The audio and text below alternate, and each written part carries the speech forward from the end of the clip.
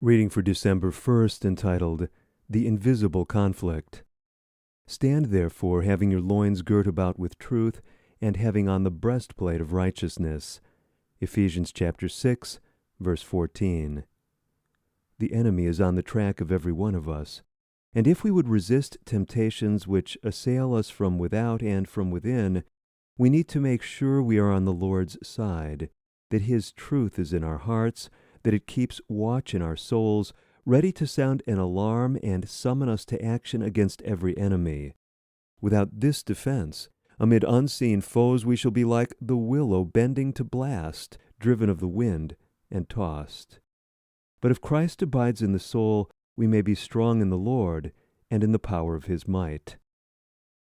The mind can be expanded and ennobled and should be made to dwell upon heavenly things.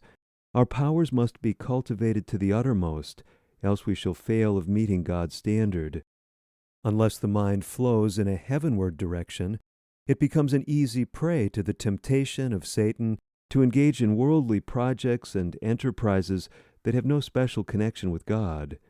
All zeal and devotion and restless energy and feverish desire are brought into this work, and the devil stands by and laughs to see human effort wrestling so perseveringly for an object that it will never gain, which eludes its grasp. To be independent and self-reliant in some respects is a duty that we owe to ourselves, but here, where the enemy will come in with his delusive snares, pride takes the place of humility, and when you or I trust to our own resources, our own wisdom, and seek counsel of our own heart, then certain disappointment, shame, and confusion will be our portion at last. We are in a fair way to triumph only when we are closely connected with God and have on the whole armor of righteousness. It is essential that you feel the power of the truth as well as to believe it. It should have a steady, abiding influence upon the mind. But dreamlike projects are favored and bar the way to deep and thorough heavenly principles. The things of this life have the precedence of the interest pertaining to the future immortal life. The common and earthly deaden the sense of the eternal. There is one safeguard against Satan's deceptions and snares.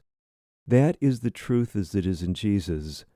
The truth planted in the heart, nourished by watchfulness and prayer, nourished by the grace of Christ, will give us discernment.